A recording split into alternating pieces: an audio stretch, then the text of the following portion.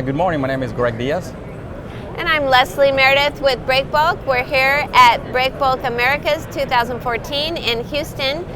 And I am delighted to be joined by Greg Diaz today, President of International Frontier Forwarding.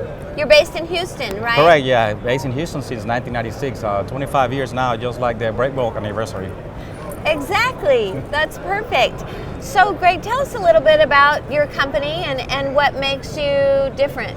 Well, basically, we're a freight forwarding company that has access to more carriers and more options. Then we can pass on to the projects more lifting capabilities, more barges, and more space for the project. That's fantastic. It seems as if many of our projects are going to more and more remote areas around the world. And how is your service as far as getting to these areas where sometimes it can be tough? Yes, that's a very good question. That's how we're different than many other carriers. Big vessels can access remote areas because of draft limitations and because of some other factors. We do have access to, for example, in Central and Africa sectors, to landing crafts and specialized barges that can get to remote access, and we can deliver large heavy lift pieces to any areas without any limitations.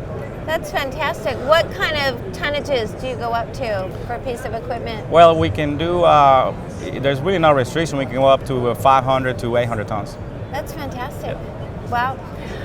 What kind of project cargo are you seeing lately? Right now we got awarded into Venezuela and Trinidad range a transportation of 2 offshore rigs, very large projects, and also in the West African sector we got awarded a big early production facility that will be completing the transportation in this last quarter of 2014. Sounds like a big job. Two big jobs. Excellent, yes, we're very happy and proud of it. That's fantastic. Now is that, what's the schedule like? What's the timing? Is that something that you have to really plan for to get the equipment there just in time, or do you have some leeway? What is it looking like? Well, these size of projects is being planned for over 2 years now, and from the engineering part of it to the fabrication. Right now it's on the quality control and last part of the fabrication, and we have the next 3 months to transport this complete early production facility for the oil sector in West Africa. And we definitely have to finish it by the end of December of 2014. Okay, and I know you'll do it. Oh yeah, we'll do a great job. That's fantastic.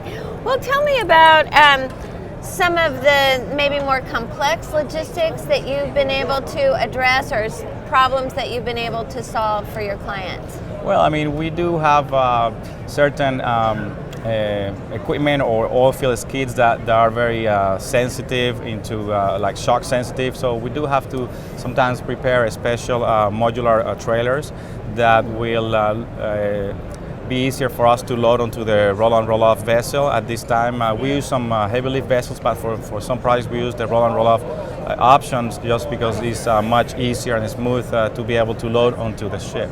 So we do have some solutions for their shipping equipment. So might you choose roll-on, roll-off if it's a more delicate piece of equipment? How do you make that determination? Well, for example, if we go to a remote area and we use a landing craft vessel, definitely we're gonna go with the roll-on, roll-off option. We put on the specialized trailers, and then we load onto the ship and then discharge at the remote island or low draft port of discharge. But then if it's in a more developed or a specialized pier, we can definitely, the heavy lift will be no problem. I understand. Yeah, we can always use submersibles as well, depends on the project. Excellent. Now, do you have staff at the other end at the discharge when you arrive at your destination? Yes, of course. We do have a staff of surveyors that will supervise oversee the loading at this end and then the discharge at destination. Then in our scope of services also the custom clearance of the project, and then the trucking to the final destination where it's going to be installed in this facility. Now, is that a time where you're connecting with local services maybe for the road transport from Yeah. from the water to the project, perhaps? Yeah, of course. How do you do that? Our local agents. We have agents on these destinations in more than 25 countries. We have our own office representatives, and then what we do, we coordinate with them ahead of time all the customs regulations, import permits, trucking. We do a route survey where we're going to go based on climate conditions. Storms, many other factors, roads, accessibility. And then, we have a plan ahead of time, and then we just make things happen. That's great. That's great. And tell me, do you have a plan B? We always have a plan B, of course, but our plan A is very researched, and we are very successful in plan A. So.